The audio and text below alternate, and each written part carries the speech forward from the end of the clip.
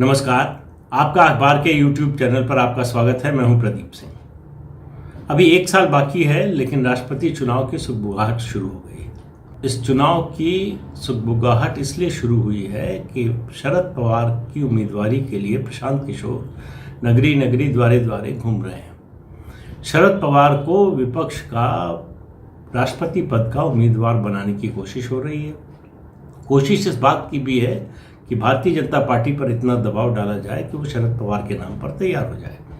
इसके लिए बहुत से समझौते होने वाले हैं, होंगे नहीं होंगे, लेकिन समझौतों के बहुत से प्रस्ताव आने वाले हैं। शरद पवार को सबसे ज्यादा उम्मीद है, अगर बल्कि कहें कि उनकी उम्मीद इसी बात पर टिकी है कि पहले कांग्रेस पार्टी इसके लिए तैयार हो जाए। कांग्रेस पार्टी का इतिहास इस मामले में बड़ा अजीब रहा है।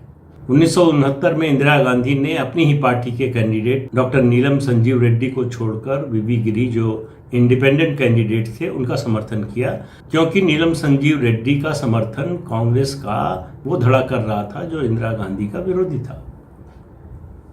इंदिरा गांधी की जीत हो गई उसमें, लेकिन उसकी बात छोड़ दीजिए, बहुत पुरानी हो गई, उसमें ज़्यादा डिटेल में नहीं जाते हैं। 2012 का राष्ट्रपति चुनाव ज़रूर आपको याद रखना चाहिए। 2012 में सोनिया गांधी बहुत स्पष्ट रूप से हामिद अंसारी, जो उस समय उपराष्ट्रपति थे, उनको राष्ट्रपति बनाना चाहती थी, लेकिन वो पत्ते अपने खोल नहीं रही थी और उनको जून के पहले हफ्ते यानी 6 जून 2012 को इलाज के लिए, चेकअप के लिए अमेरिका जाना था। उससे पहले 4, 5 और 6 जून की सुबह तक उन्होंने कई मीटिंग्स की, नेताओं से मिली। 4 जून को कांग्रेस वर्किंग कमेटी की मीटिंग हुई, उसमें उनको ऑथराइज कर दिया गया कि राष्ट्रपति पद का उम्मीदवार कौन होगा पार्टी का, सोनिया तय करेंगी। उसके बाद वो लौटकर 12 जून को लौटी, तो उसके बाद फिर बातचीत का सिलसिला शुरू हुआ। बहुत कोशिश कर रही थी वो कि ममता बनर्जी उनसे मिलने आ जाए। आखिरकार अहमद पटेल की जो है कोशिश रंग लाई, ममता मिलने के लिए तैयार हो गई, दिल्ली आई। वो आने को तैयार नहीं थी, बहुत नाराज थी कांग्रेस से कि हम 20 बार जो है वित्त मंत्री से मिल चुके, 10 बार प्रधानमंत्री से मिल चुके, लेकिन पश्चिम बंगाल की जो आर्थिक स्थिति है उसमें मदद के लिए केंद्र तैयार नहीं हो रहा। ये उनकी नाराजगी थी। सोनिया गांधी से मिलने गई शाम को, और सोनिया गांधी से उनकी जो बातचीत हुई, ये पहली बार हुआ 1998 में कांग्रेस अध्यक्ष पद संभालने के बाद सोनिया गांधी के, कि उनसे मिलकर कोई निकला हो और क्या बातचीत हुई है कॉन्फिडेंस में, वो बाहर कोई बता दे, और वो भी मीडिया को सीधे ऑफिशियली बता दे।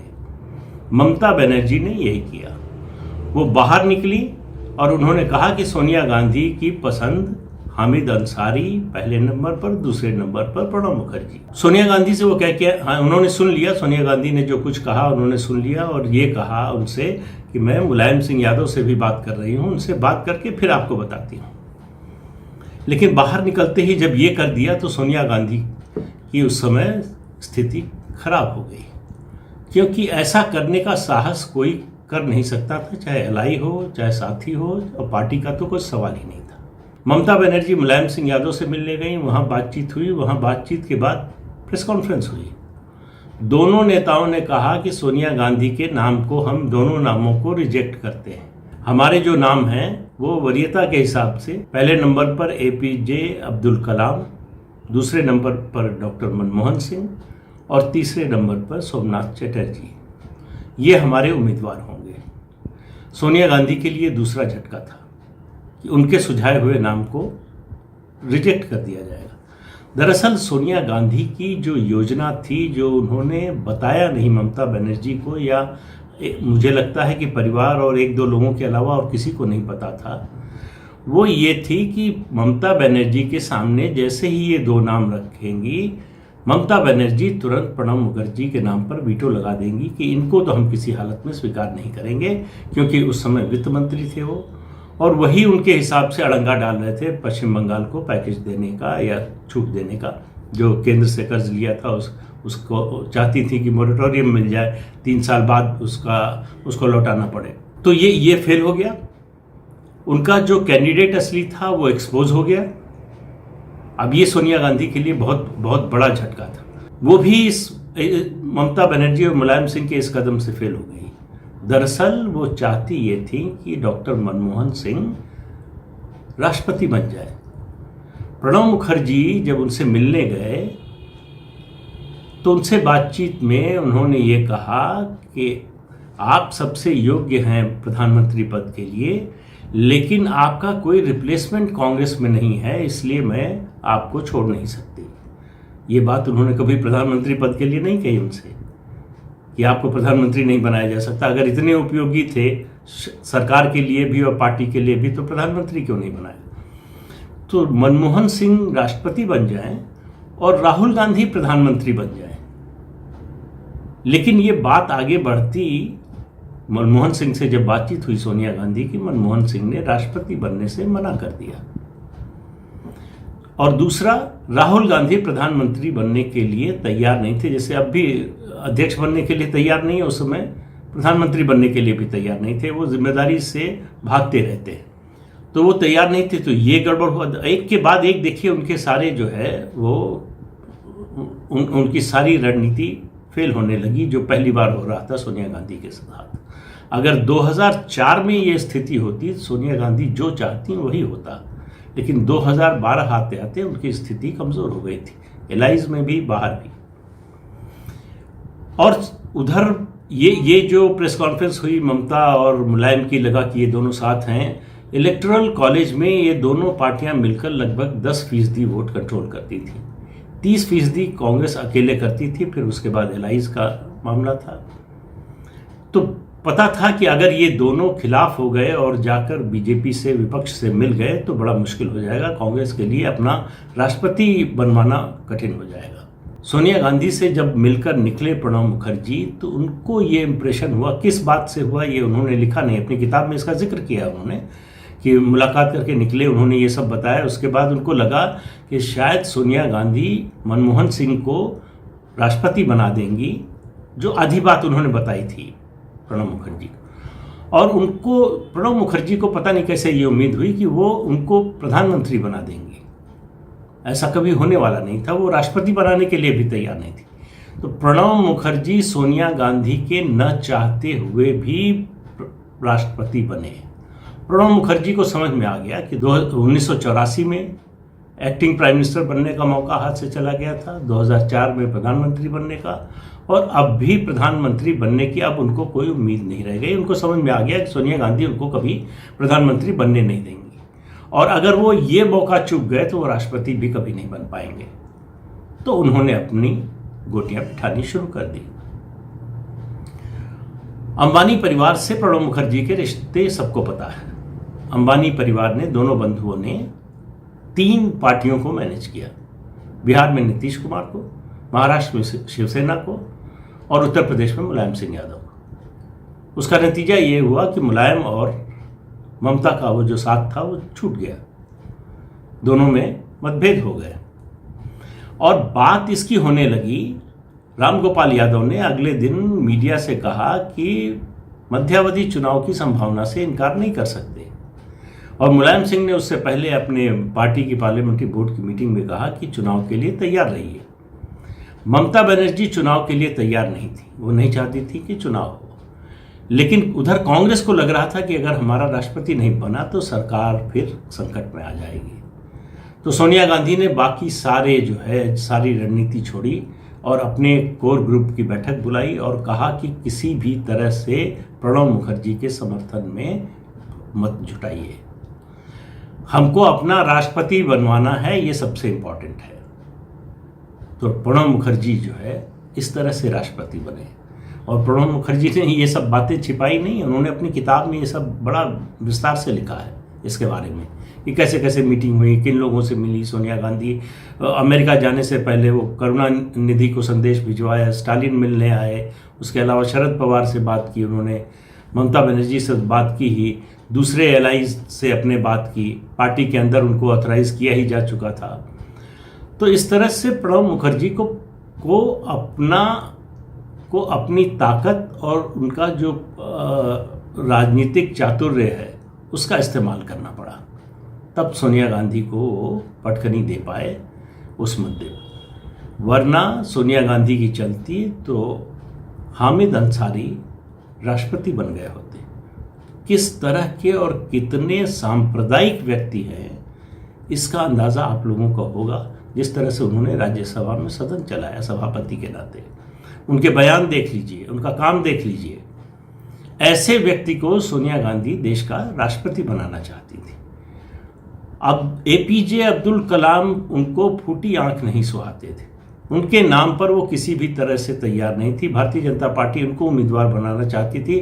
मुलायम सिंह यादव तैयार थे, लेकिन सुषमा स्वराज के एक बयान से मई में ही ये मुद्दा बाहर आ गया कि विपक्ष जो है कलाम साहब को राष्ट्रपति बनाने की तैयारी कर रहा है, तो इसलिए वो मामला पिछड़ गया। उसके अलावा कलाम साहब भी, उनका कहना था कि जब तक जीत की गारंटी नहीं होगी, ऐसा समर्थन नहीं दिखेगा कि हम जीत सकते हैं, तब तक मैं अपनी उम्मीदवारी की सहमति नहीं दूंगा। तो उनका नाम चला गया। प्रणब मुखर्जी का जब नाम फाइनल हो गया कांग्रेस की ओर से और एलाइज की ओर से, तो ममता बनर्जी को समझ में आ गया कि बंगाल के किसी नेता का विरोध करना ठीक नहीं होगा, इसलिए वो भी समर्थन में आ गए। अब शरद पवार की बात कीजिए। शरद पवार का राजनीतिक करियर जो है धोखे से भरा हुआ है। सबसे पहले उन्होंने अपने जो राजनीतिक गुरु थे वसंत दादा पाटिल, उनको धोखा दिया, उन्हीं की सरकार गिराई, और उसके बाद से लंबा सिलसिला है। 1998 सोनिया गांधी के विदेशी मूल के मुद्दे पर उन्होंने कांग्रेस को तोड़ना चाहा, टूट नहीं पाई तो अलग हो गए। अपनी पार्टी बना ली, नेशनलिस्ट कांग्रेस पार्टी, जो अभी तक है। अब उनकी महत्वाकांक्षा है राष्ट्रपति बनने की। इसके लिए वो बीजेपी से भी संपर्क करते रहते हैं। और याद रखिए, जब डिफेंस मिनिस्टर थे पीवी नरसिम्हा राव की सरकार में, तो उनके डिफेंस के प्लेन में आतंकवाद के आरोपी बैठकर गए थे। दाऊद इब्राहिम का अगर संदेश आता है कि मैं लौटने को तैयार हूं, फला फला शर्त है, तो वो शरद पवार के पास आता है। तो इससे आपको अंदाज़ा लगेगा कि महाराष्ट्र की पॉलिटिक्स क्या है, शरद पवार की पॉलिटिक्स क्या है। ये सारी कोशिश जो है, ये जो मुलाकात हो रही है, 3 बार शरद पवार से मिल लिए, राहुल गांधी से मिले, प्रियंका गांधी से मिले, कैप्टन से मिले, बाकी लोगों से मिल रहे हैं, प्रशांत किशोर, ये समझा ये जा रहा है कि ये विपक्षी एकता के लिए 2024 की तैयारी कर रहे। नहीं, ये राष्ट्रपति चुनाव की तैयारी कर रहे हैं और शरद पवार को चेहरा बनाना चाहते हैं। भारतीय जनता पार्टी मुझे नहीं लगता कि कभी तैयार होगी। मुझे जो समझ में आ रहा है, अगर पिछले 7 साल का ट्रेंड देखें, आप याद कीजिए, रामनाथ कोविंद को राष्ट्रपति बनाने से पहले उन्हें बिहार का गवर्नर बनाया गया, उनका स्टेचर बढ़ाया गया राजनीतिक रूप से, एक संवैधानिक पद देकर। तो कौन हो सकता है अगला राष्ट्रपति? वैसे तो सबसे प्रबल दावेदारी वेंकैया नायडू की है, जो इस समय उपराष्ट्रपति हैं, पार्टी के वरिष्ठ नेता भी हैं। लेकिन मुझे लगता है कि जिस तरह से प्रधानमंत्री काम करते हैं, जो जिस तरह का वो की सोशल इंजीनियरिंग कर रहे हैं, सामाजिक समीकरण बिठा रहे हैं, उसमें फिर से एक दलित राष्ट्रपति भवन में विराजमान होगा। और उसके लिए मुझे जो नाम नज़र आता है, एक ही नाम नज़र आता है, वो है थावरचंद गहलोत, जो इस समय कर्नाटक के राज्यपाल हैं।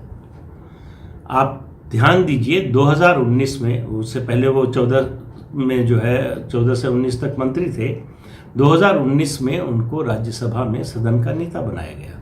अरुण जेटली के देहांत के बाद उनकी जगह पर उनको नेता पद दिया गया। अब उनको राज्यपाल बनाया गया।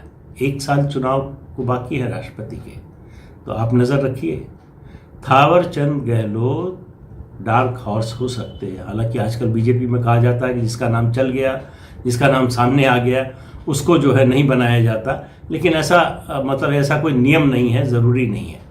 लेकिन जो दिखाई दे रहा है, जो नेता दिखाई दे रहे हैं, उसमें या तो वेंकैया नायडू का प्रमोशन होगा या थावरचंद गहलोत राष्ट्रपति भवन में होंगे। लेकिन शरद पवार नहीं होंगे। शरद पवार की उम्मीदवारी का सारा दारोमदार विपक्ष को जो सारी उम्मीद है, उनको लग रहा है कि उत्तर प्रदेश बीजेपी हार जाएगी, उसी पर निर्भर है। बीजेपी हारेगी वहाँ, तो वहाँ से उसके जो है वोट कम हो जाएंगे। लेकिन बीजेपी अब भी 18 राज्यों में सत्ता में है, लोकसभा में 303 सीटें हैं, राज्यसभा में सीटें हैं, सबसे बड़ी पार्टी हो गई है। तो इसलिए बीजेपी नहीं किसी भी हालत में चाहेगी कि शरद पवार राष्ट्रपति पद के उम्मीदवार हो, और शरद पवार कुछ देने की स्थिति में नहीं है। अगर जो राजनीति में अक्सर होता है, लेन देन का समझौता होता है, उस समय 2012 में सुषमा स्वराज ने जो शर्त रखी थी कि हम कांग्रेस के कैंडिडेट का समर्थन करते हैं राष्ट्रपति के लिए, इसके बदले में जो है कांग्रेस जो है हमारे कैंडिडेट का उपराष्ट्रपति के लिए समर्थन करे, लेकिन वो हुआ नहीं। सौदेबाजी देखिए, आप जब तक कुछ ज़्यादा देने की स्थिति में नहीं होते हैं, शरद पवार के पास ऐसी कोई राजनीतिक ताकत नहीं है। एक ले दे के महाराष्ट्र में गठबंधन की सरकार है, वो भी आज गिरी कि कल गिरी, वो खाली दिन गिन रही है। लेकिन बकरे की अम्मा कब तक खैर मनाएगी, वो गिरना उसको है ही, कब गिरेगी सवाल इतना है। लेकिन राष्ट्रपति पद के लिए जोड़ तोड़ और अभियान शुरू हो गया है। आप आने वाले दिनों में देखेंगे ये गतिविधि और तेज होने वाली है, और शरद पवार जो है वो अलग अलग राज्यों में घूमकर अपने लिए समर्थन जुटाने का प्रयास करने वाले हैं। आज के अंक में इतना ही। अगले अंक में फिर मिलेंगे किसी नए मुद्दे के साथ। तब तक के लिए इजाज़त दीजिए। नमस्कार। जाते जाते आपको याद दिला दें कि इस चैनल को शेयर कीजिए, सब्सक्राइब ज़रूर कीजिए। नमस्कार।